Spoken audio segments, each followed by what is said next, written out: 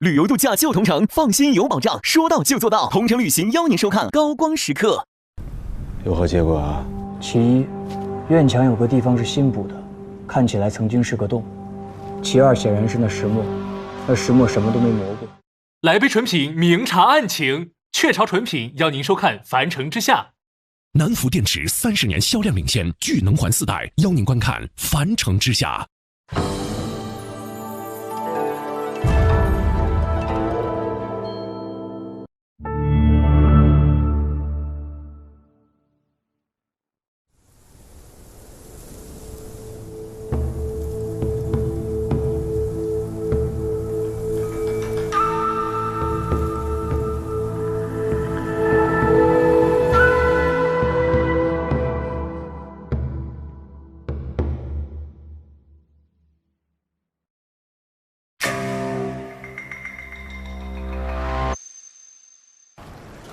清水池塘不养鱼，这世上的坏人是抓不尽的。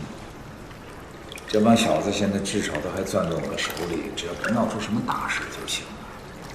就算是出了什么大事，我也知道去找谁。若是真有什么案子发生，他们几乎都能收到些风声。你说我们做捕快查案，怎么可能离得开这帮做访谈打行的呢？对不对？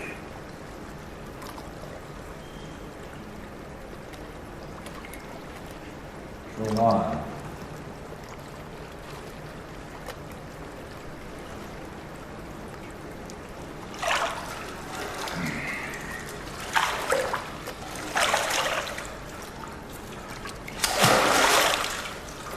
我知道，你的眼里根本就没我这个师傅。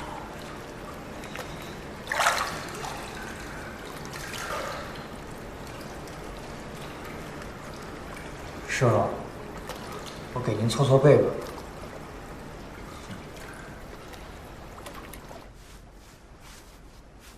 三更啊，师傅明日让你去把那帮仿行打行的无赖全都拿下，你看可好？那感情好？感情好？好个屁呀！那帮仿行打行加起来300多号人，你怎么拿？擒贼先擒王，我拿他们当家的。拿了以后呢，怎么定罪？他们坏事做尽，苦主和人证是大把的。苦主和人证，恐吓苦主售卖人证，那可是他们的老本行啊！怎么，你打算抢了他们的买卖不成？这样吧，师傅给你留个功课，从今日起，你私底下暗暗去查一下这帮做仿行打行的进项，给他们记本账，看看他们到底收了多少的不义之财。若真有一日你有机会去办他们，你就按账本取证，案子多了，自然有那些不怕死、不要钱的证人能够为你所用。师傅，他们做了什么买卖，又不会向我报账？再说，就是一个正经店铺，若没有账本，想知道他们挣了多少钱都不可能，更别提这些见不得光的买卖。这账，我可如何记？你该如何记，为师那可管不了了，那得靠你自己去想办法。这匡扶正义啊，可比给你师傅搓澡那可费劲多了。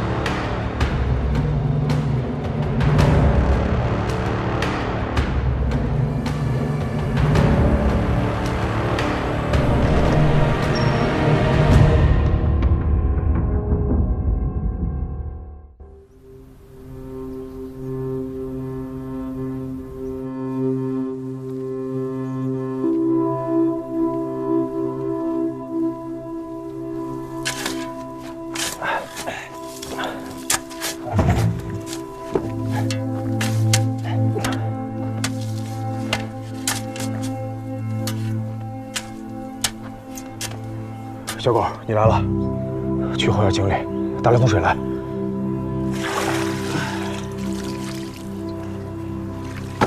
你们怎么想起来这时候种树了？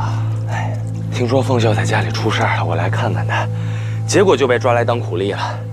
我本来是想把埋舅舅的坑填了，后来转念一想，反正坑在这儿，不如种棵树吧。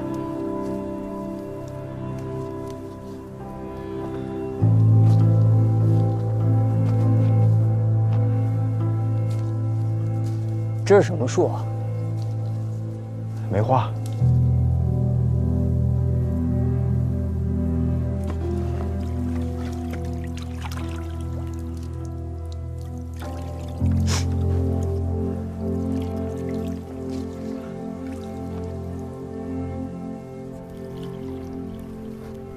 仵作怎么说？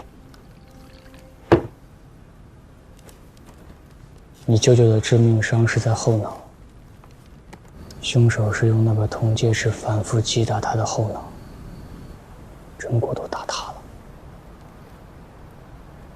塞在你舅舅嘴里的，是一只无头的鸡雏。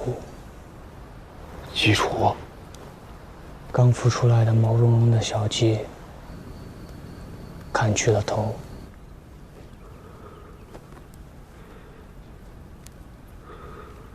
冯秀才，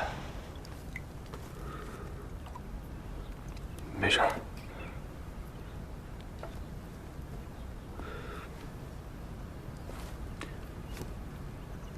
知县老爷有何举措？他觉得这下严重了，竟然连杀了2个人，所以又去写公文。也就是说，他默认杀你师傅的，跟杀我舅舅的是同一个凶手，对吗？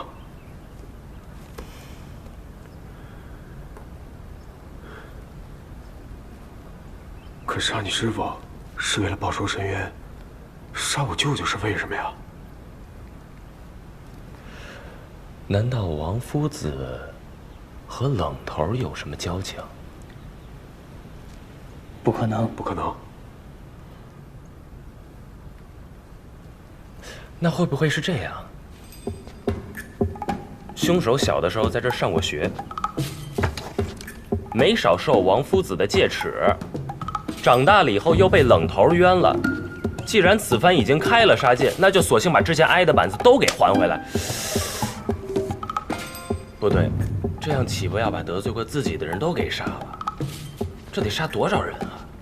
不对，不对，不对，不对，不对！师聪啊，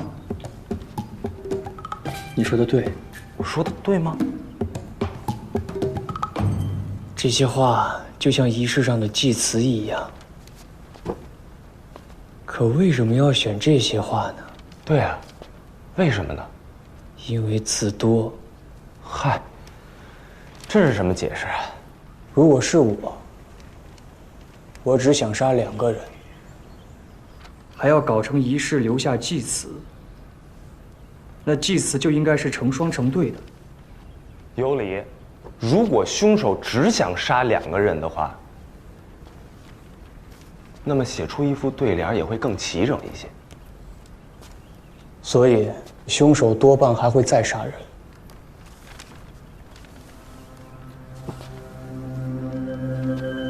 典籍万言，他为何偏偏引用这句？暮春者，春服吉成。冠者5、6人，童子6、7人。欲乎夷，风乎舞于，咏而归。小狗长学问了。我最近也开始读《论语》了。这段倒是不难，说的是孔子和他4个学生在谈论抱负志向，前3个都说要当大官做大事，唯独到了曾皙这里的时候，他说了这段话，这我就不明白了。这段话说明了曾皙的境界，他并不想当什么大国高官，也没有什么宏图壮志。他最向往的，就是一个春游踏青的情景。最向往的事，那这就对了。你之前说过，这凶手引经据典是在当反话说的，他只引用了童子六七人这半句。你舅舅又是私塾先生，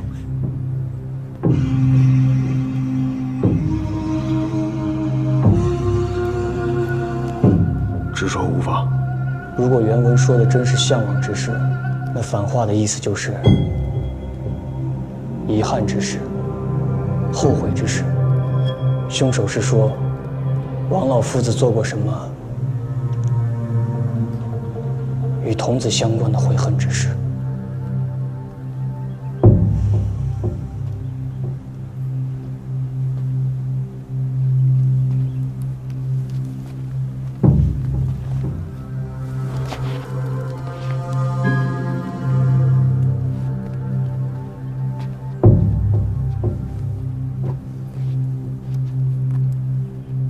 三哥，这个案子能不能由我来先查？你先查。我想自己查清楚，是因为这不仅关乎他是如何死的，更关乎他如何活过。你怀疑他做过什么不可告人之事？我怀疑他做过禽兽不如之事。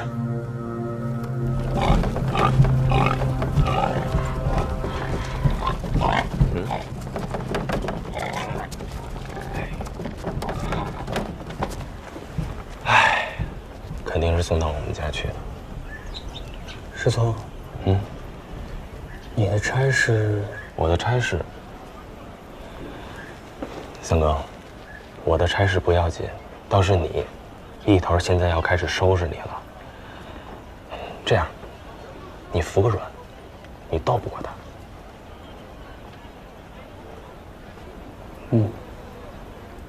我给他准备了一份大礼。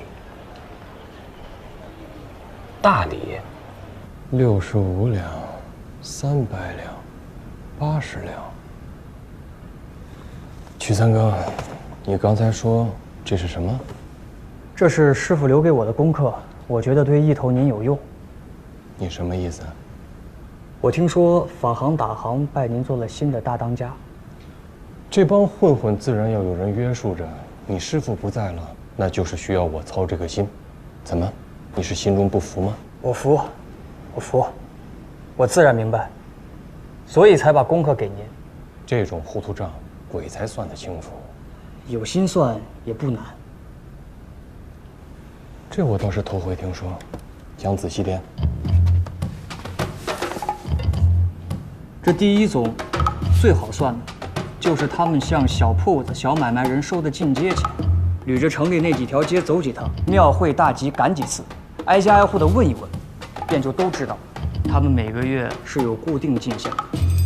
要这么说，倒是不难。再就是赌场保局子和放贷收债的钱，这2笔钱月底都是要拿到钱庄去兑成银子的。不过具体的数量，他们自然不肯告诉我。我花了2、3个月的时间，盯了几个钱庄的记账学徒，抓着了些他们嫖宿暗娼、私通妇人的把柄，这才得到了些消息渠道。有点意思。再就是城里的那些窑子、下厨、暗门子，这2鼠3郎拐卖强抢的女子都是送到那些地方。亏了衙门里有几个哥哥常到那些地方走动，卖了谁，卖了多少钱，我就自然得知了。你不说，我也知道是哪几个哥哥。这自然是瞒不过一头的。大笔的是靠他们赌博做局、设套敲诈和制造冤案得来的房产田地，契约过手时俱要到衙门登记，我向文丽先生打听就是了。大概也就这几笔，难倒不难，就是有些费功夫。你花了多少功夫？大概3年吧。已经下了这么大功夫。只可惜那些撞太岁、扎火屯、天人跳、销赃绑架得来的赃钱，我就无从知晓了。三哥，这可真是难为你了。是啊，师傅也说我不应该当他的徒弟，应该找个账房先生学徒。三哥，这个账本我留下来慢慢细看，那，你能不能告诉我，他们一个月一共能有多少进香？这二鼠三郎加起来，一月一共得2000两吧。这么多？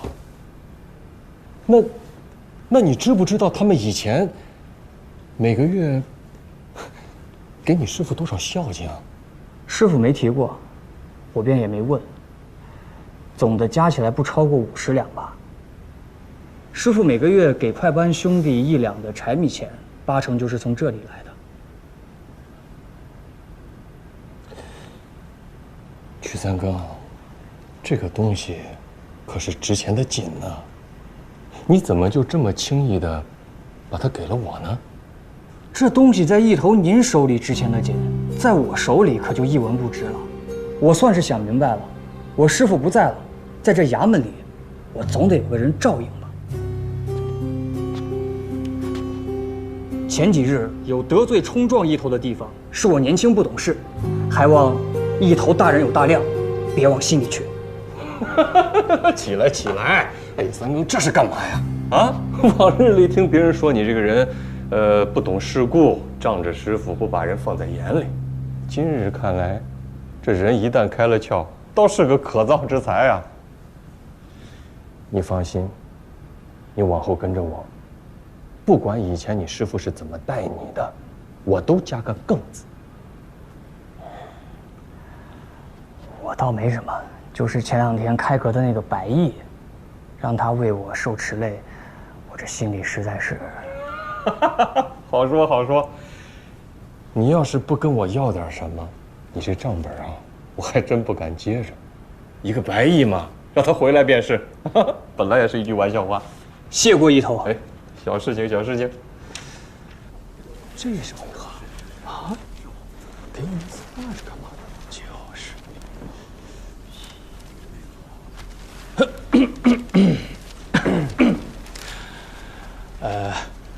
翁小彩，哎，我们今日来此啊，是听说你要把今年剩下的注销银子退还给我们，可这字画，是何用意啊？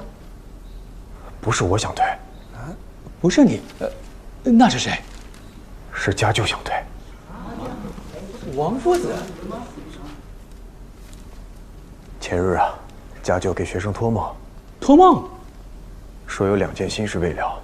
第一个呢，就是这苏秀收了学生的学费，却没能把所有的东西都传授给学生，他在天之灵岂能安息啊？唉，王夫子的确是有德之人呐。那这些字画，安顿完家舅的后事之后啊，他的那点积蓄也就所剩无几了。好在学生我在字画方面还有一些造诣，在这杜县呀也略有威名，莫不如就将这些字画抵给大家，当是偿还苏秀了。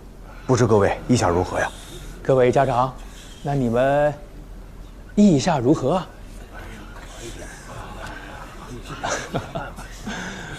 满意，满意。这左右啊都是凤秀才的一片心意。那既然如此，凤秀才，大家家里还有一些事情，就先行告辞。哎，慢着，家舅还有一心愿未了。哦，他说，若是因为他的突然离去，耽搁了学生们的学业，那他简直愧对圣人，愧对先祖。他越说越激动，越说越激动，最后竟然情难自已，潸然泪下了。这，为了安抚家舅在天之灵，莫不如就让学生们再回来学习5日，如何呀？就由我来代手。凤秀才，我等呢知道你是一片好心，也并不是信不过你，只不过呢，这吴擂斋出了这等事，再让我们把孩子送过来，这个未免不太合适吧？啊？是啊，是啊，翁小子，我呢倒没什么忌讳。可这屋子毕竟是死过人的地方，在下那个犬子啊，又天生胆小，还望凤秀才多多见谅啊，多多见谅啊。这么说来，确实是学生欠考虑了。只是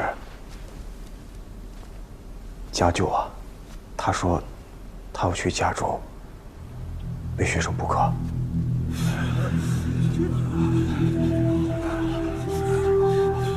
令郎若是胆小，那就别独自入睡了。晚上家舅若是去了，他没有文书，再背不过，那学生也不强求大家，能来补课的就举个手。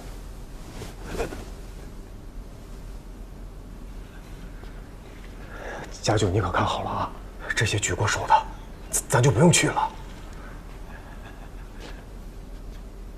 感谢大家，没举手的也没几个了。如此一来啊，家舅也不至于太辛苦。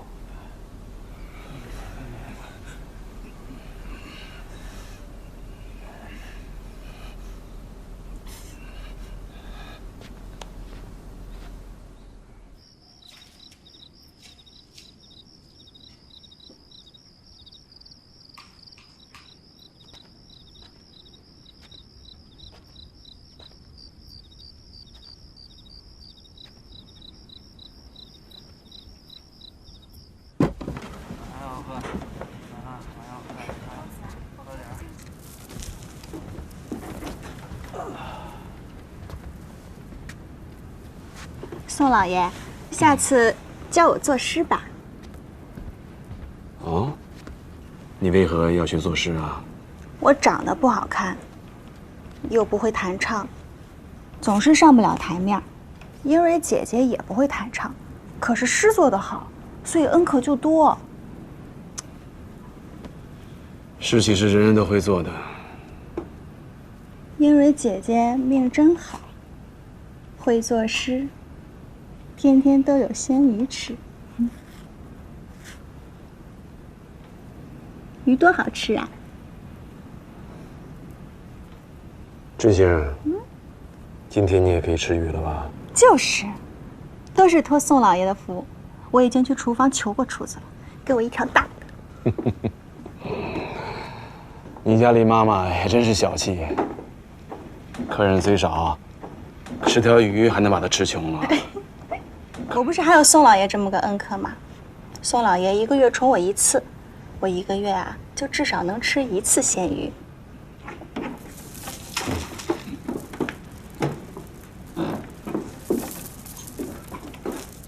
哎，春星，那这个月我再来一次可好？当然好啦。那您不会这个月来2次？下个月就不来了吧？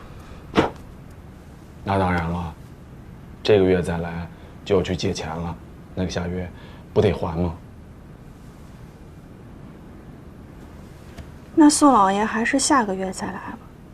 1个月吃2次鱼，下个月没鱼吃，还不如1个月吃1次呢。真是为何呀？哎呀，管他下个月干什么？这个月能再吃1次，不好吗？不好，因为鱼是盼头啊。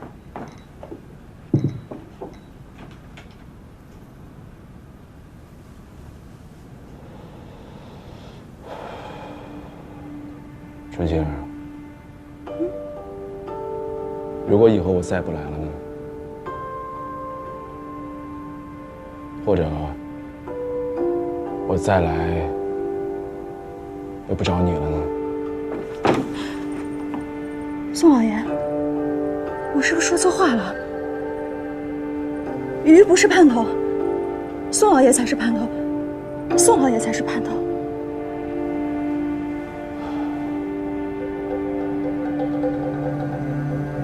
春星，你的盼头应该是鱼，不该是我。你要记住，永远不要把人当成盼头，懂吗？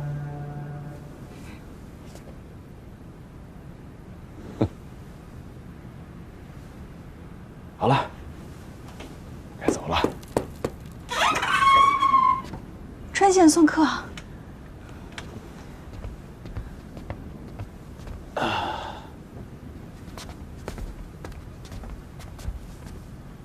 宋殿试，已经有朋友帮您会过超了。朋友？是啊。累了困了，喝东鹏特饮。东鹏特饮邀您继续收看《樊城之下》。宋殿试，就是这位朋友。宋典史，少见少见，您还记得小人吗？小人张继祖是薛举人的管家。我当是谁呢？原来是张管家。你手上的伤重不重啊？手上的伤，宋典史，您说的是？你我素无来往，若不是被银子咬了手，怎会替我会朝啊？宋典史，小人送送您了。我有驴了，要你何用？小人可以为您牵驴啊！哦，走。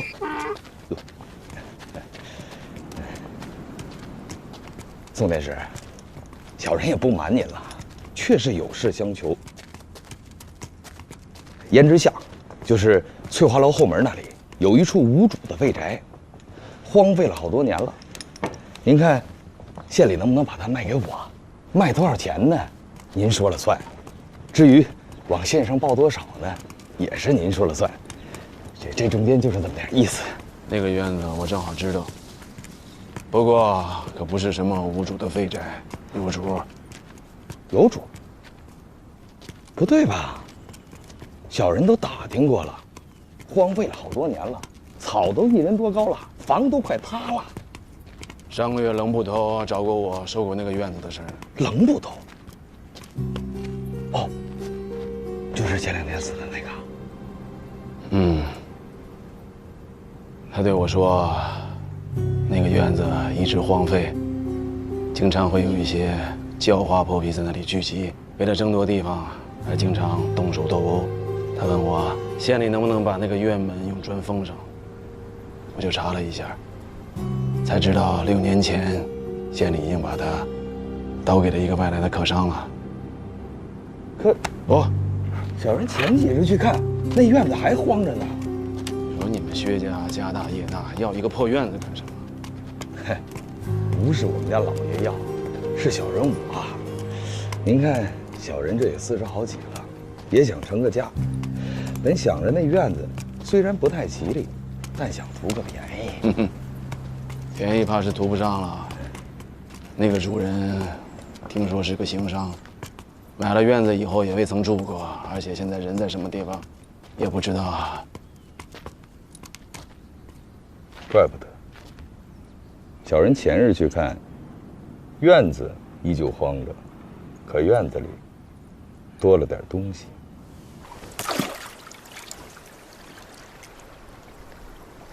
您是怎么知道那个院子的？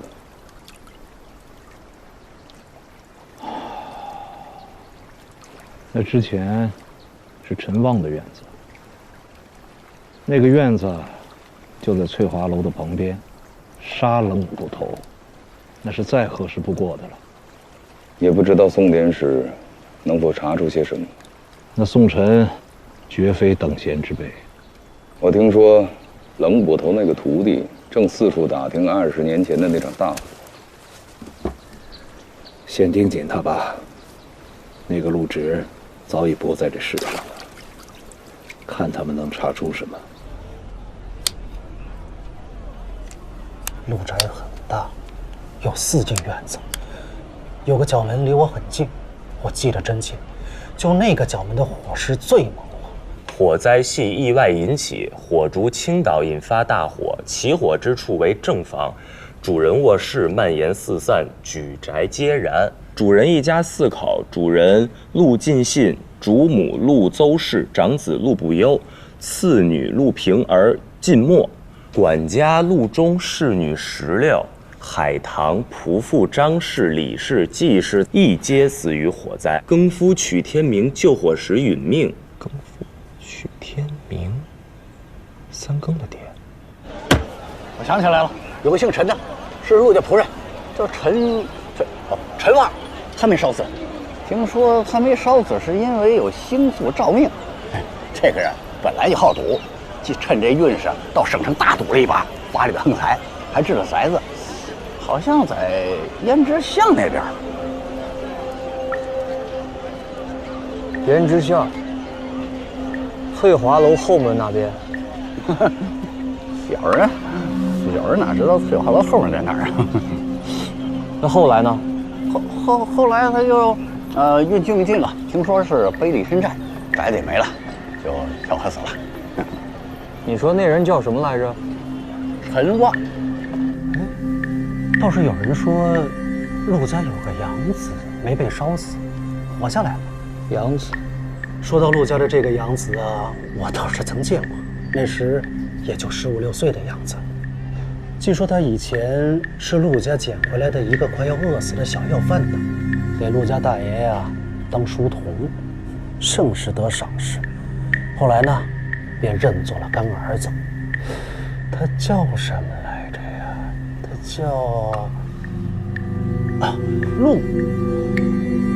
路不直找陆直，一步登天就应了时啊！对，他叫陆直。书童陆直，家仆陈旺，护院张贵，厨师尤二，此4人幸存。刘大哥，这幸存的4个人现在何处？这如何知晓啊？又不能让他们定期到衙门来报到。那我要查这4个人的户籍。查户籍啊？啊，行，请移步隔壁黄册库，恕我还有正经公务在身。自己查吧。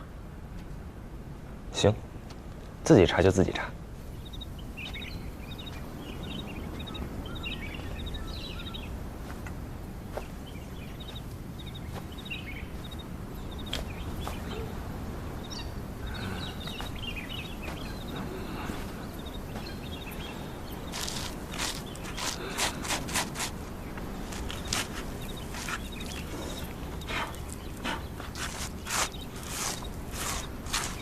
宋典史，胭脂巷那个废弃的院子，小人去勘察过了。有何结果啊？其一，院墙有个地方是新补的，看起来曾经是个洞；其二，显然是那石磨，那石磨什么都没磨过，因为无论磨米、磨面、磨豆子，那磨石上定会留下痕迹。这台磨干干净净，然而奇怪的是，磨的周围有很多铝蹄子印，仿佛那铝负了重一般，全力在蹬地。宋典史说的是，维光拉木不需用这么大力气。那院子就是师傅遇害的地方。何以见得啊？那院子在翠华楼后门旁边。翠华楼，翠华楼跟你师傅有何相干啊？接着说。我师傅是吊死的，那凶手定是顶死了院门，用什么东西引得师傅去钻了那墙洞。凶手定是在师傅钻洞时给他脖子上套了绳索。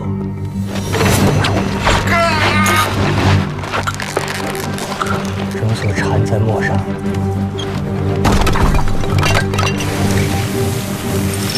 然后再用驴拉磨把师傅吊在桩子上。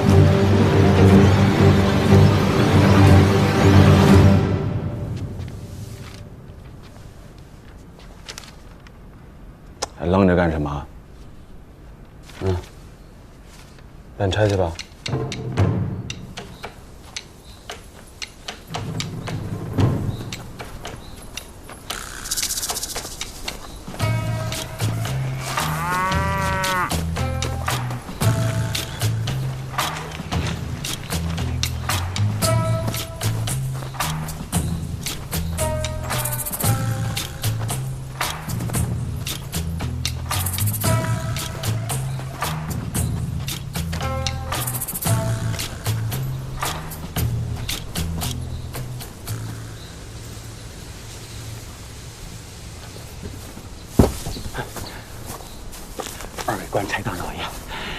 么要小人做的，二位尽管吩咐。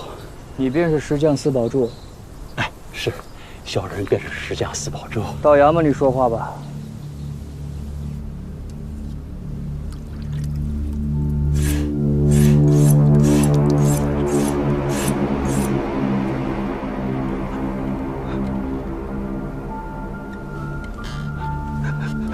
这个竹签子，一会儿从你的指甲盖底下钉进去，啊，顶多也就钉进去2寸吧，不过很疼的，一疼，兴许你就着了啊！来，上前。我求你不要，老爷，我是个石匠，你不能毁了我这双手啊！我全指着这双手养家糊口。那我提点你一下，本月初8。你在何处啊？我在工棚啊，我一直在工棚干活，都2个月了，我没有离开过呀。一直没有离开过吗？没有啊。哦，不对，我离开过。上个月8月中，我去了一趟城里，给人家去交活去了。什么活？就是一盘石磨，我和儿子一起给人家送到家里，就在胭脂巷的一处院子里。那个院子看起来像是要荒废了，客人说要改成豆腐房，所以才订的石磨。那个客人是什么样子？那客人大概7尺开外，他怪怪的，他一直戴着一个斗笠。他来订货的那天，因为下雨，所以我也就不以为奇。可是我去交活的那天没下雨，他还是戴着那个斗笠。你看看，谢谢。来，咱走。你并没有看清那个客人的长相。我看是看了，我就是不知道该怎么说。啊，他那个胡子长得就跟庙里的判官似的。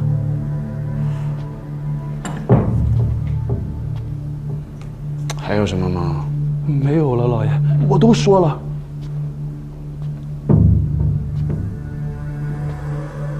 你可要说实话。那个人我可见过，瞒不了我的。大胡子。哦，对了，他的手很细，还留着指甲。哎，谢谢。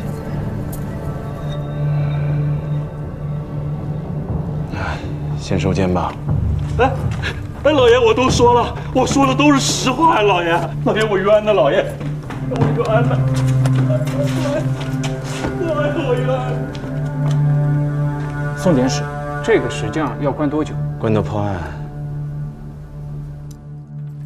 什么？每月500两？那对你们来说也是9牛1毛。不是前几天刚说了50两了吗？前几天我还不知道几位当家的锅里有那么大油水呢。几位当家的？整个县里士农工商贩夫走卒，哪个不是靠衙门给饭吃的？怎么到了你们街面上，就成了你们吃肉，让我们衙门口的喝汤？这像话吗？狗屁的吃肉喝汤！你这是让我们一众兄弟喝西北风了！你兄弟多是吧？我兄弟也不少啊。我告诉你，从今往后，每个月500两的常例分文不能少。另外，再有个什么官司案子，咱们另算。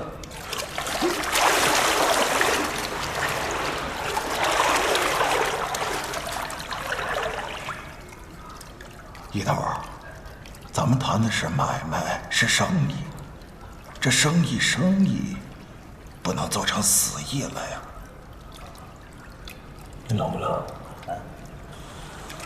水都凉了。来人，加点开水。来了。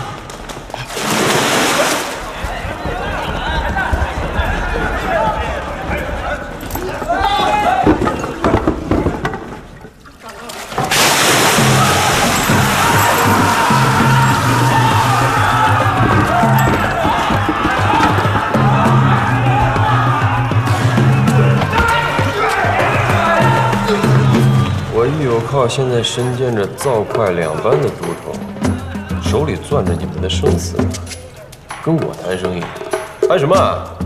哼！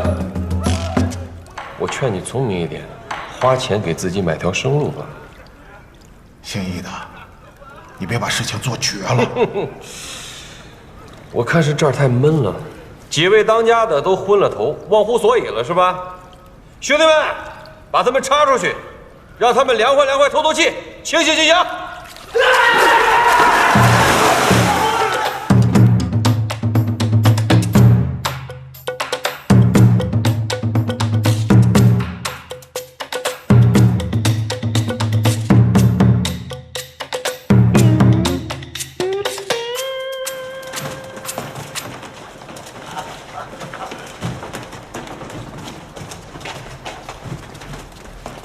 光屁股实在不雅，给他们一条单子遮遮羞。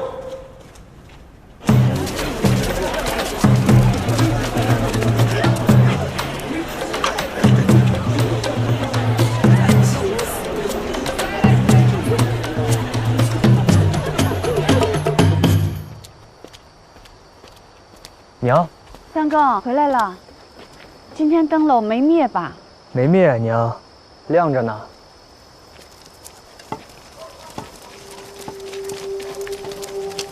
怎么了，三更？出什么事儿了？没事，娘，没事的。跪！吾皇后恭请三更哥前去议事。别去，三更，别去啊！没事的，娘，我正等着他们呢。带路。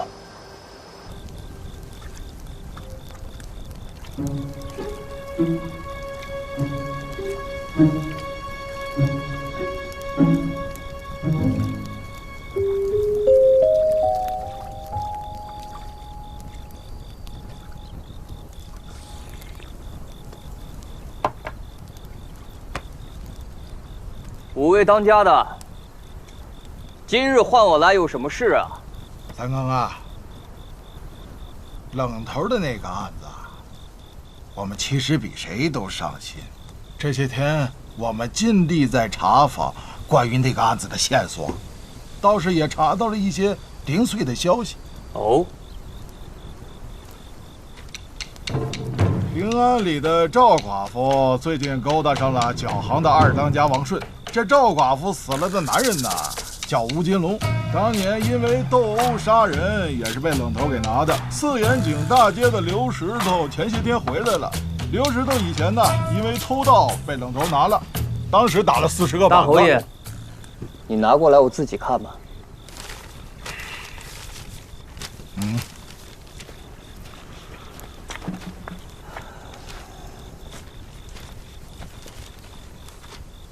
多谢五位当家的，这些人我都会留意，还望五位能继续查访，祝我早日破案。那是一定。那三更就先行告辞了。哎，三更，别急着走啊！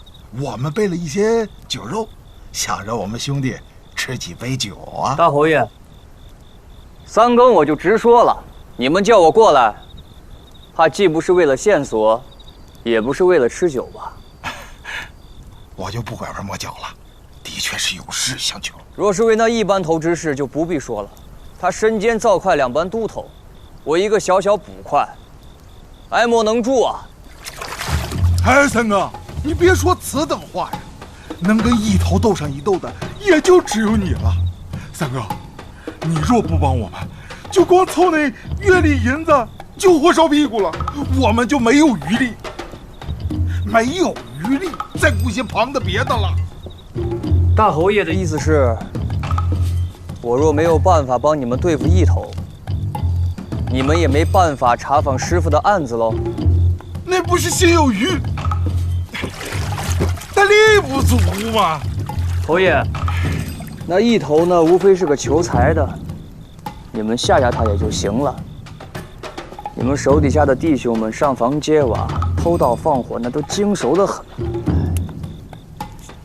说句难听的，即便你们神不知鬼不觉地把他，对你们也该不算是什么难事吧？使不得，万万使不得。如何使不得？哎呀，三更啊，你可知这江湖上啊，他无论是劫道的、占山的，哪怕是入户行窃的，他都可以自称是绿林道，唯独我们法行、大行，他不能。这是为何啊？因为我们和你一样，都是衙门养的呀。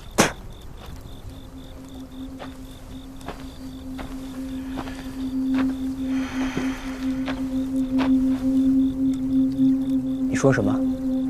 说起我们武侯府啊，县里的百姓谁不怕我们呢？但那是我们的势力吗？不是，那是衙门的势力。县里的百姓怕我们，不是因为我们人多手狠，而是因为无论我们行什么事，衙门都会不管不问。所以啊，我们定了个规矩。什么规矩？不伤官人。如此说来，这杜县人人都怕的武侯府，倒是不敢伤个衙门里的班头。那是万万不敢。侯爷，我听说，在别的衙门口，你们坊行打行巴结的可不只是快班的捕头吧？按理说，这一县的典史掌管的是刑狱判决，他应该才是正主。就像隔壁中县的那个马典史，那把兄弟们照顾他。你再看看咱们宋典史，那是油盐不进，喜怒无常。他也不知道是什么门路，历届的县太爷都拿他没辙。你说这门子我们怎么走得通啊？你们走过吗？如何没有走过？人都说伸手不打笑脸人，可这宋典史啊，连送银子的都打。别的官员是雁过拔毛，可他呢，是人过拔牙。这我自然知道，所以这办法也在里边。什么办法？让那一班头去给宋典史送银子。不行，不行，连我等都知道那宋典史的秉性，他怎么可能自撞南墙呢？撞南墙能撞出银子来，那一头还不得活活撞死啊？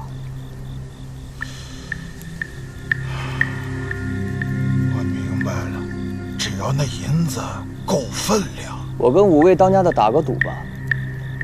你们给他1000两银子，让他去找宋典史疏通个官司，你们猜他会私吞多少？我赌500两。这200两就是铺垫。有坊国家说了，只要放了他们少东家，事后还有小姐。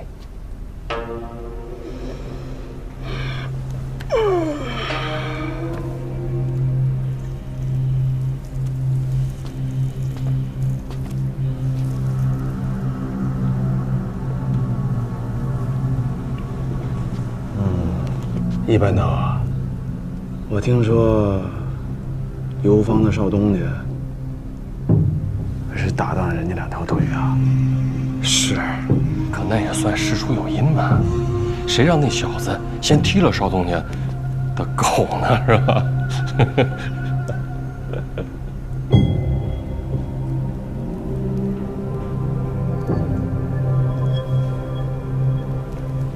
你是说，这200两银子可以买人的2条腿？您是嫌少啊？这好说呀，您说个数，我再去疏通疏通。啊，这个还是你说个数啊？那就300两。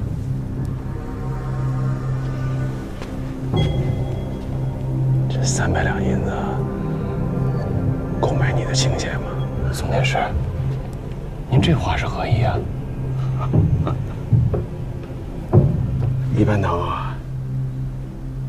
我听说自从你代管了快班以来，忙的是不亦乐乎啊，把那2署3郎都整得光屁股上街了。你也是这把年纪了，如此辛劳，是不是把脑子也给忙糊涂了？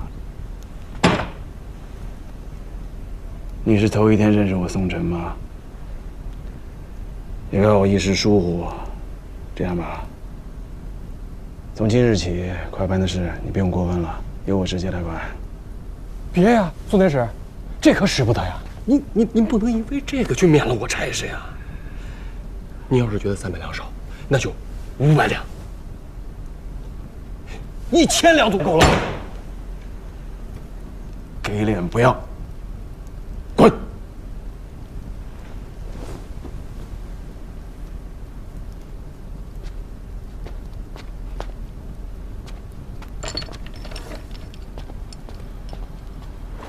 ！1年6000，3年18000，1年3万，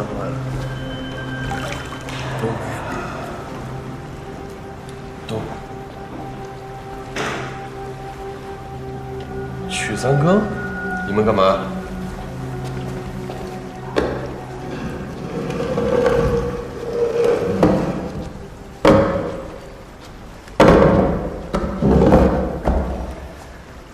我遇到迎春院的老鸨子刘妈妈，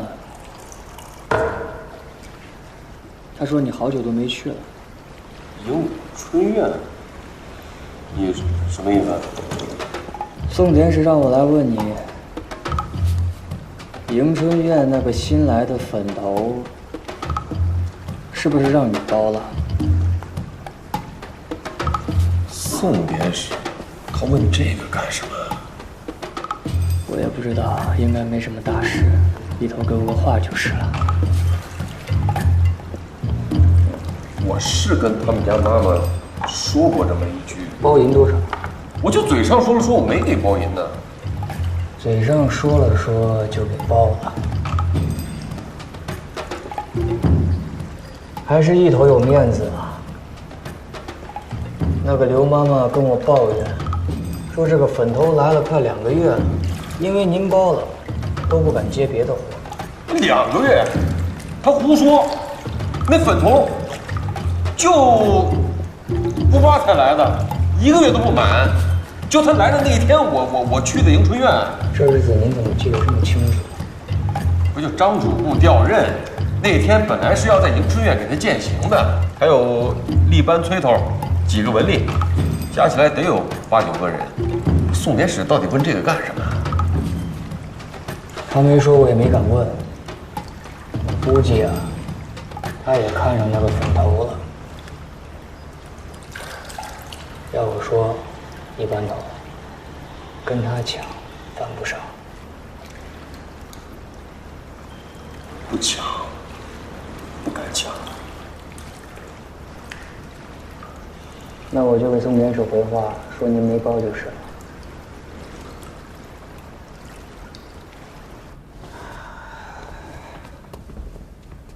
口供这就对上了。对上了。那个刘妈妈还有其他人，确实都是这么说的。说把他留宿在迎春院。冷头的确是在初8遇害的，所以他没嫌疑了。线下看是没有了。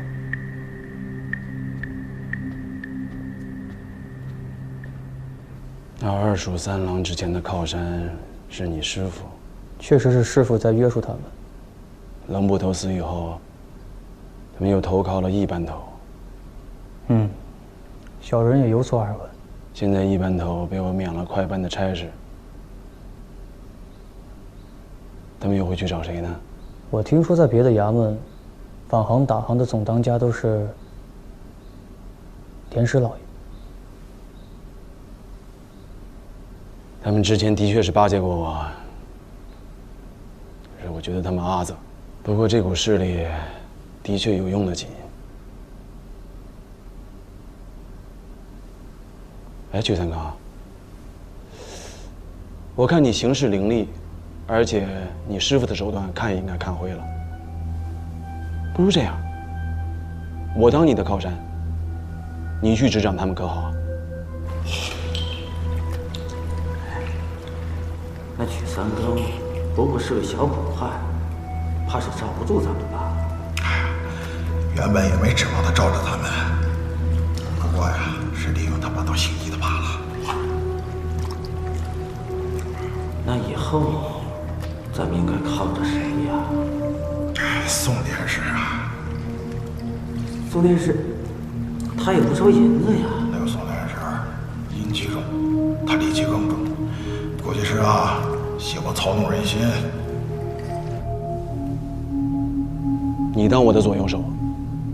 至于银钱上的事，就由你做主。说到银钱上的事，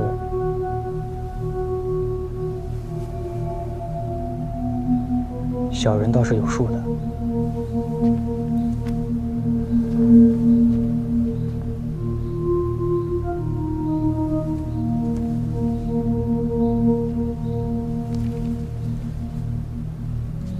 这个账本你还给谁看过？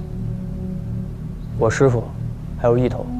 哦，我抄了一本给一头。怪不得。这么说，你是应允了？小人想请宋典史先应允小人一件事。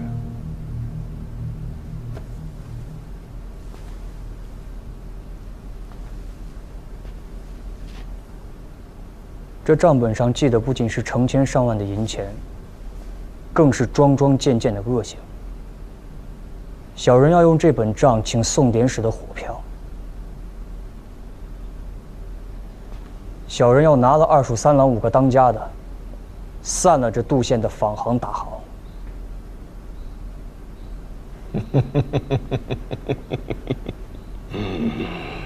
你怎知我是在试探你啊？小人好歹当了几年捕快，整日都在试探别人。你这个小捕快，倒甚是有趣啊！啊，那个大当家的皮糙肉厚，把他抓起来审一审，动动刑，倒是件快事啊。那宋典史这是准了。嗯。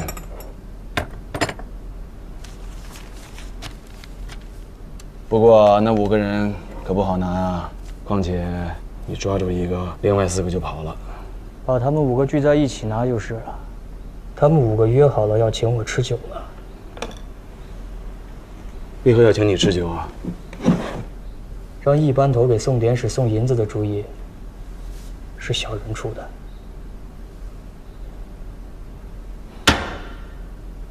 放肆！你居然连我都敢利用！宋典史，您刚不是说还想让我当左右手的吗？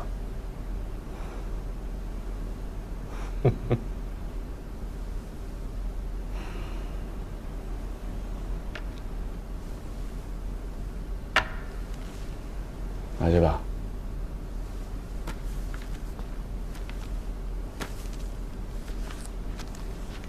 小人告退。滚！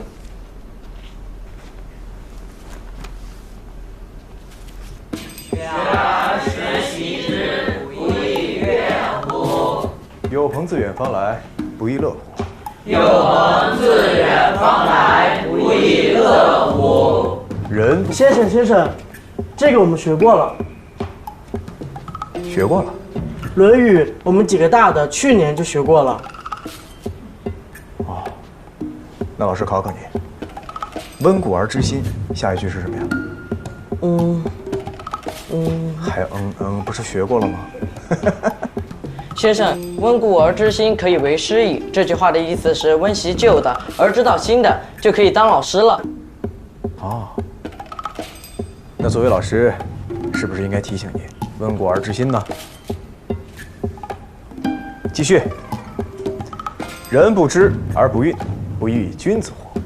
人不知而不愠，不亦君子乎？你们再来一遍。学而时习之，不亦乐乎？有朋自远方来，不亦乐乎？人不知。知道为什么我要留你的堂吗？王先生也会留堂吗？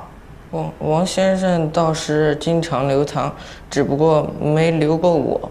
他都留过谁啊？有几个。写下来。啊，哦，好。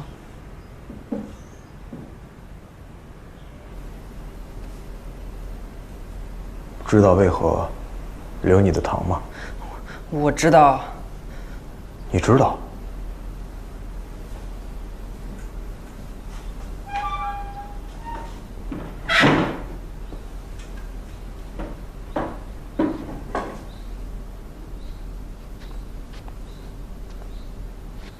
先生，您不贵吗？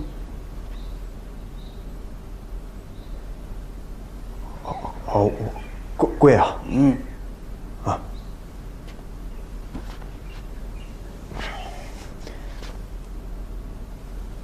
先生，反了，你得转过去。啊？你先生，不是，哎呀，先生。啊！你干什么？先生，刘唐不是一向如此吗？我舅舅一向如此啊！啊！啊！舅舅与我说过，日子久了，先生忘记了。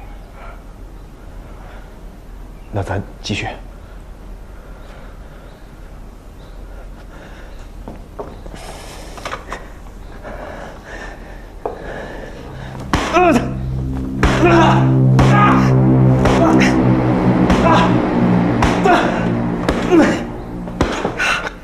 先生，够了吗？够了。啊！那先生，我能走了吗？还有什么别的吗？先生，您还要啊？不要了。若是没有别的了，那就不要了。那先生，我告辞了。哎，对了，此事有没有跟旁人提起过？我也曾提起，我跟我爹娘都没有说过。王夫子告诫过我，我说了就不能在这念书了。若是那般，我爹会打死我的。你爹是何人啊？我爹是刘家集铁匠。西门外丞相刘家集。嗯。你爹是铁匠，为何不让你在铁铺里帮忙，而是来这里读书啊？我哥哥多，我爹说家里总得有个识字的，王夫子又不收我的束修。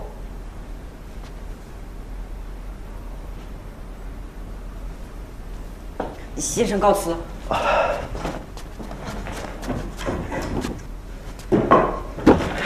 先生告辞。你动。这真是那孩子打的。啊，这板子打的，这小子肯定是当衙役的料。哎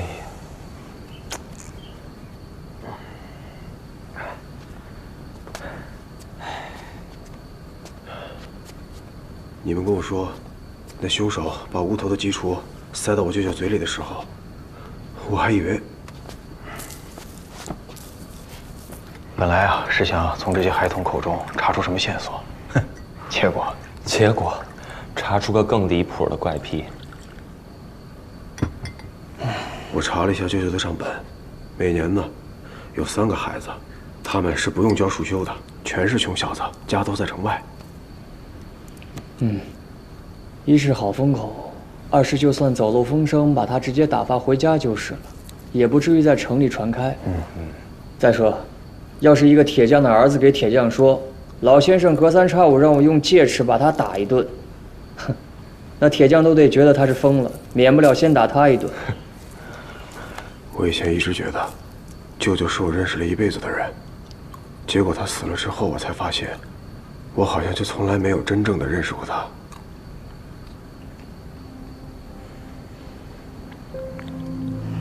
认识了一辈子的人，却好像从来没认识过一样。这一杯，敬我舅舅。敬王夫子。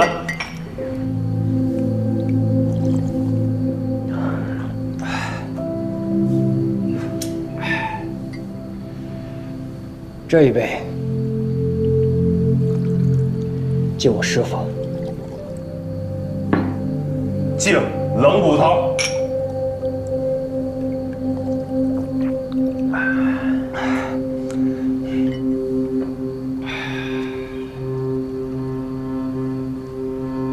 这一杯，这一杯敬，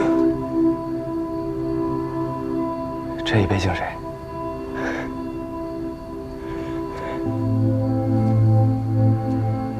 这一杯敬孔子。敬孔子，敬他千百年来白白的教人做人。教来教去，这世上还净是些不做人事、不说人话、不长人心的人皮畜生。孔夫子，您老人家别动气，不是因为您教的不好，而是因为这做人啊，实在是太难了，太难了。说得好，确实难啊！干干！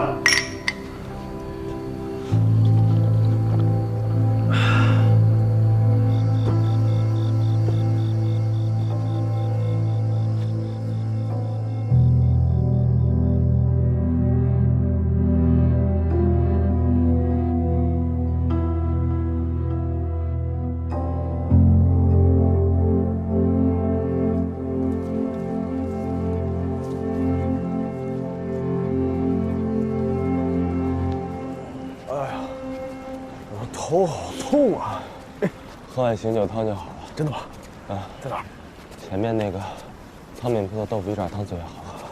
过了这个桥，进了那个巷子便是。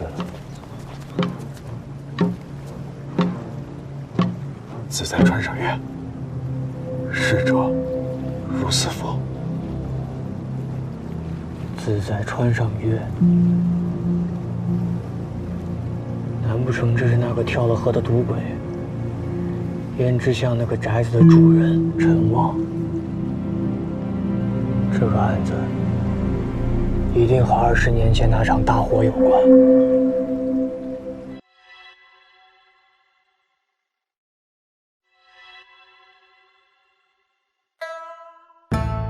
骨头的中间，刀刃的旁边。有些甜，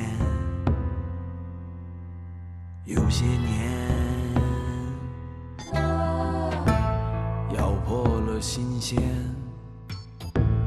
咽下了陈年。有人哭，有人眠。我属荤腥，祭祀其生。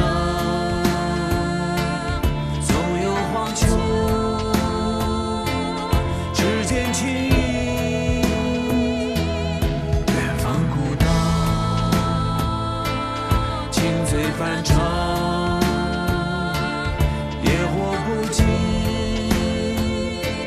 岁岁枯荣。